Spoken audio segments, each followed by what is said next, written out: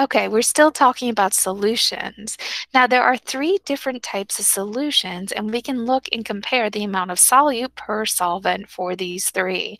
Now, our first one is unsaturated, and usually the prefix of un means not saturated. And that makes sense because we're going to see that our unsaturated one is less than the optimum amount for the solute to dissolve. A lot of times we'll call it even something that is watered down. So if we were trying to make powder lemonade, that would mean that you didn't add enough powder, and you'll see that it has a lighter color for it.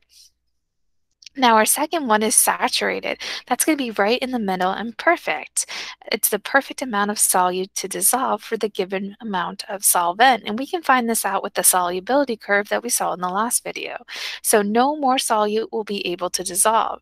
This is following the instructions for your powdered lemonade, that you put in the recommended amount, it tastes and looks the way it should. Now, if we're looking at our final one, we'll see is super. And if we're talking about a superhero, they're more than what an average person would be. So if you're super saturated, you're going to notice that there is too much solid, and it needs an intervention to actually to dissolve more. By increasing the temperature, we can do that, which then makes it unstable. Now, crystallization actually can occur at a supersaturated solution.